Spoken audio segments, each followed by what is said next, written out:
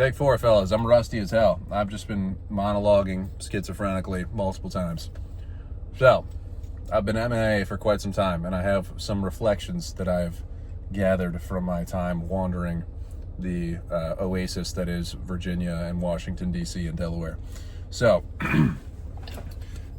in my journeys this last month, right, I've been kind of continually... So I went on a men's retreat with my church that was really good. It was very productive. There was a lot of, I don't have time to get into it, but yeah, basically it was a good time, right? And it got me thinking about some things. I'm trying to be more emotionally aware, if you will, and think about all right, how does this make me feel in this circumstance right now? Am I angered by this? Am I saddened? Does this make me happy? Does this make me reminiscent? What am I thinking of? Whatever, just try to do stuff like that so that I can try to very deliberately acknowledge all of my emotions in the moment so that I can actually feel the thing and let the thing go instead of I don't care, dude, it's whatever. And then that just gets put on the shelf, on the back burner, which is absolutely, you do care, and absolutely it will come up later. It's fine to be mad about something, dude. It's not a big deal. If something pisses you off, be like, yeah, this is upsetting. I really don't like this. You don't got to act differently about it. Don't be a bitch about it. But if you acknowledge your emotions and you can be like, all right, I feel this in the moment, I'm acknowledging this, and I let it go, is a very much so a different and much more mature reaction than I don't care, dude, it's not a big deal. Because 1, everybody knows that you do, and 2, that is absolutely going to come out on something or someone completely unrelated in the future, in any event. So, after that, I was there was a lot of memories and stuff that came up for me during that time, and so I felt very lethargic for the next couple of weeks, and so all of that in conjunction with a pretty insane work schedule, there's been some hellish days, fellas, let me tell you, and all of that has made me kind of came to a head when I was like, damn, I looked at my notes app on my phone that I track my workouts. I was like, I have been to the gym 7 times in the last 60 or something days, which is insane for me. It's I'd go every day if I could, easily. Well, I could go every day. That's allow me to reframe that. Evidently, I will not go every day because I have been making poor decisions. Because in my mind, I have been telling myself I have a tendency to push myself extraordinarily physically hard when I train. Therefore, if I'm very tired from work and then I go to the gym and train, I'm going to exhaust myself and I won't be able to recover.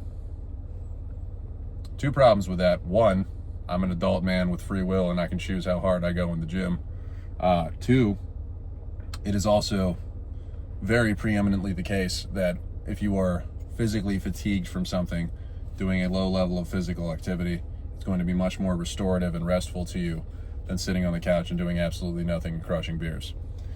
So that was the kind of something I had to remind myself of, and it's I've worked out a couple days in a row now, feel infinitely better, feel way more energized, been getting some time out in the sun, hanging some exterior cameras, feeling groovy, dude, feel vastly superior than when I was sweating my balls off, being stuck in an attic at a pool last week. Was absolutely AIDS.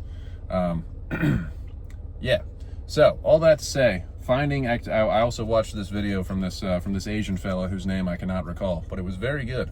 And his point was basically that he was talking about how to rest effectively. I'll link it in the description if I remember to, because it was actually very good. I don't mean to be dismissive or disrespectful of it. He is a very intelligent individual. So, but his point overarchingly was that any type of physical activity, recovering from it, usually another physical activity is going to help you recover better, like I was saying earlier, but also the same thing with mental ones, which I think for me, I'm a very, very, very physically conscious and aware individual. I've always done trade work, I've always trained, I've always fought and lifted and stuff like that. So I'm very good at noting how I feel physically, and if I feel off, of being able to figure out what to do to fix it. Most of the time, there's only been a few things in my life that I've kind of been all right, I don't know what the fuck's going on here, I need some help. Whereas cognitively, I am very much so I will hit my head against the wall until the wall falls down, until I die. That is my methodology of solving complex ideological issues, if they piss me off and I find them uninteresting. If it's something I find compelling, I have no problem locking in on it, but a lot of the work stuff, paperwork, is brutal, dude.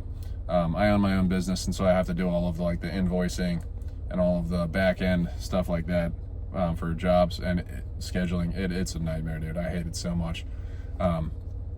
So for me, that is unbelievably mentally draining.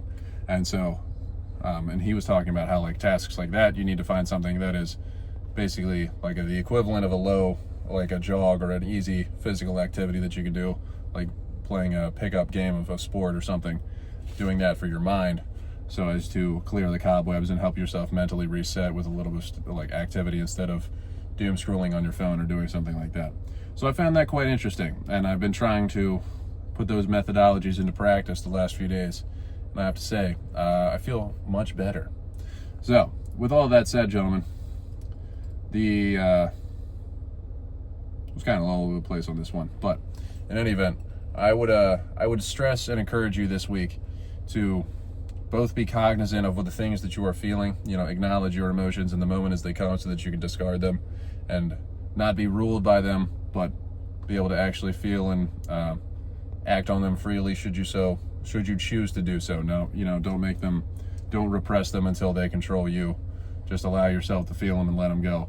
And also think about how to rest effectively. Think about what it is what are the things that fill you up, that you enjoy, that are fulfilling and enlightening to you, and then make the best use of your time, your free time, in like participating and enjoying those things. And if you feel like, oh my God, I'm so exhausted, I don't have the energy to do anything, pick the easiest, like low-level thing to do, man, and just go do it. Like for me, I love playing guitar. I've played since I was 14, 15 years old, so it's like half of my life at this point, damn. I've been playing guitar, and I'll go through phases where I'll play every day for like 3 or 4 weeks, and then I won't touch it for a month. And then I've been on one of those kicks for a while, and I was sitting on my couch, and I was like, dude, I'm so tired. I'm exhausted. I don't want to do anything. And I was like, all right, stop being a bitch. Pick up the guitar, play for a little bit, see how you feel. Immediately went into like a mind funnel and played for 30 minutes straight, totally lost track of time. It was like, oh, I got to go do my next thing now. So, and it was like very mentally refreshing, totally woke me up, felt great afterwards. So, this is also a side trip. This is a ginger beer, lest anyone be fearful of my alcohol consumption whilst driving. We are strictly NA right now. But, yeah, think of the things that refresh you, dude, and go and enjoy those things. Make the best use of your time, It's like I own my own business and I'm married. A lot of my time is pretty heavily divested at present, but I'm still trying to get it in and train, still trying to lay down some shred a little bit, you know what I'm saying? So you're only going to be alive for so long, brother. Enjoy your life, work hard. That makes me think of a verse in Ecclesiastes that I can't look up on my phone, so I got to try to bring it back from the ether. But I perceived that there is nothing better than they should do than to enjoy or to do good, I perceive that there's nothing better than they should enjoy their toil and do good as long as they live. They should eat and drink and enjoy their toil. There it is. For that is God's gift to man.